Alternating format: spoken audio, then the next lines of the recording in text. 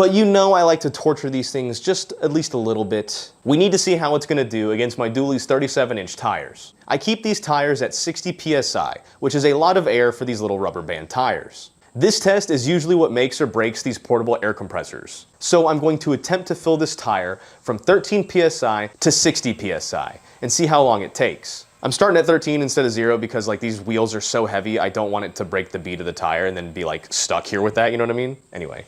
This test is no joke. It is tough on these things. I've burned out more than a few electrical air compressors doing these tires, so it's a good metric. And with all transparency, they usually take a long time to fill these up. The bigger ones that I have usually take anywhere between 10 to 15 minutes to fill up these tires, and that's if they do so at all. I kept regularly checking to see how hot this thing was getting, and after a while, it was getting pretty hot. Add that along with these 90+ degree Georgia days, and I was starting to get pretty worried. Just as I made the decision to shut it off, it cut itself off around 51 PSI. I was pretty worried that I had overheated it or even burnt it out, but it just ran out of battery, and that is clearly not what this is made for, right? Like, this is obviously not designed to fill up your dually tires at 60 PSI. And honestly, that's more than fair considering that I'd already done the motorcycle tire and the Corvette tire first, but it's always nice to test the limits, you know?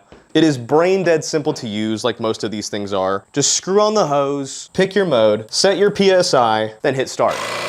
One of the things that I do really like about this design over some of the other designs that I have is the clamp-on style valve stem attachment versus like the screw-on kind, you know? Not every valve stem is easy to access, especially if you need to thread on another screw, you know? Versus like the 90-degree design, it can get in those really awkward and hard to reach places. Giggity. But I think that probably comes down to personal preference. I don't know if I can really rate it based on that. I think it's a win. I think it's a fantastic tool. But where does it belong? It's not the cheapest, nor is it the most expensive. It's not the smallest, nor is it the largest. And it's not the weakest, nor is it the most powerful. Overall, I think the Gooloo GT160 is the kind of tool that you don't really think about until you need it.